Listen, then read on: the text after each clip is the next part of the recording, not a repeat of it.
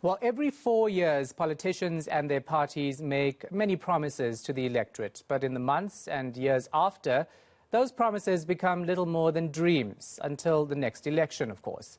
With little more than 3 weeks before the local government election, that's exactly where we find ourselves again. Writer and political economist Ismail Lagardien believes that we can actually kiss accountability goodbye as soon as the polls are over. He joins us now live. Ismail, when I saw your column, it really resonated with me because we all say this. Politicians make big promises election time, and then when communities are protesting about it months or years later, they're largely ignored. And that's exactly what you're saying. But let's talk about accountability. You say we can kiss it goodbye. Is that because the electorate is voting for the same parties over and over and not holding these politicians accountable? Yeah, good evening. It's for several reasons. The Daily Maverick column focused on a very specific issue of what I call a minimalist democracy, where every 4 years the public are allowed to get involved in politics. And then after the election, they're expected to step aside and for politicians to do their jobs. But the evidence on the street shows that they're not doing their jobs. And it's overwhelmingly negative, most of the reports at the local level. So this is the problem that we have when you become a minimalist democracy and you reduce the participatory aspect of that.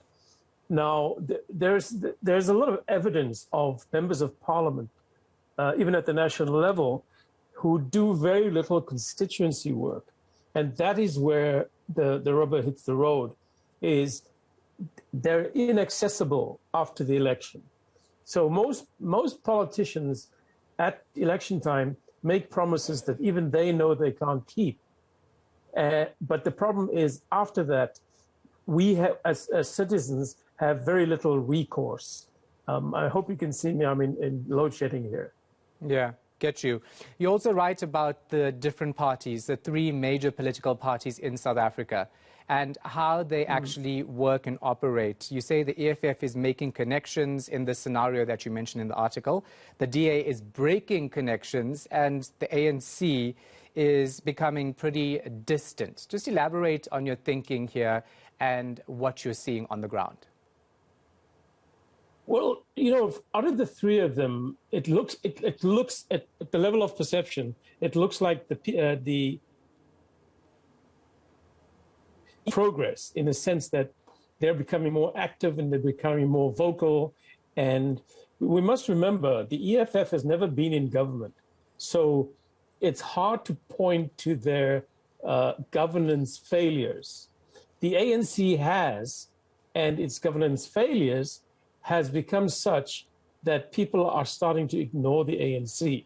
And that's why you get to a point where people are saying Cyril Ramaphosa is more popular than the ANC. So that's where I derive the idea that the ANC are becoming irrelevant. Now, that's at the level of perception.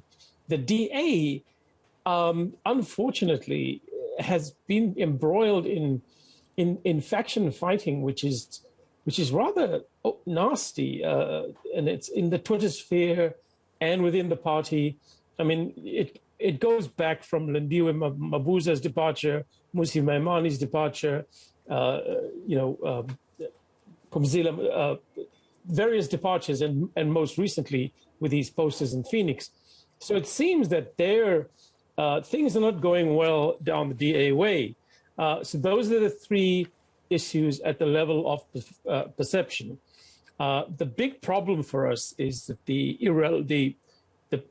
at the level of perception is the irrelevance of the ANC. People just no longer trust the ANC. And the ANC has for too long taken its voting bloc for granted, thinking, they'll vote for us anyway, so we can carry on doing what we're doing. And so after the poll, it's back to normal for the ANC. It's back to normal for the EFF. It's back to normal for the DA.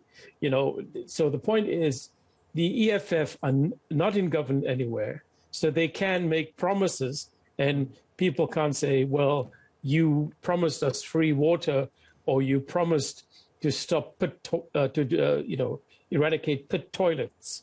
The ANC has, but they haven't achieved it. So that's how I got to that passage. And the idea of a choiceless democracy, which many would be concerned about when you talk about South Africa because of the rich history we have in this country in the fight for democracy. Just elaborate and explain your thinking there and why you've come to this conclusion.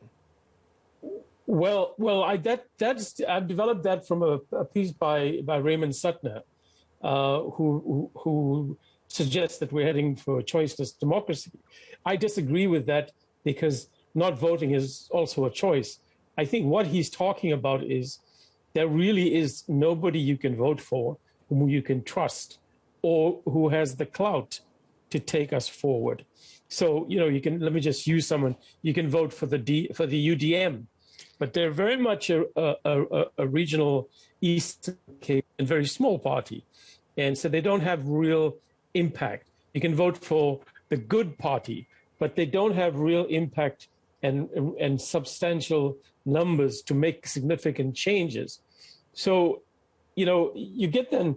And that's why. So I use the none of the above. In India, for example, they have an option on the ballot paper of none of the above. Now that works. That's fine, but there are problems with that too, because you get more people say, "Oh yes, I'm going to vote for none of the above." But then you're depriving the smaller parties of votes. And the smaller parties really need to build their credibility and their fan base, so to speak. So I disagree with Raymond that it's a choiceless democracy, because I think we have choices. It's just that these choices are really terrible. Yeah, but where does the options are terrible. Where does that leave the electorate, though? Because we often hear that people simply don't know who to vote for. And I hear the alternatives you mention. And if you're talking about a minimalist democracy and how that affects our country as overall, then it's something to be worried about, right? Because you can't really convince people to vote for a party just for the sake of it, especially when they don't resonate. But we also have to urge people to vote because it's a democratic right, and this is how they can hold politicians accountable. You're absolutely right. We as commentators and the nattering class, we really need to urge people to go and vote. Just go and vote, and even if you vote for on your conscience, or you vote for your feet, on your stomach, but go and vote, because this is what we are democracy, and voting is an important part of democracy.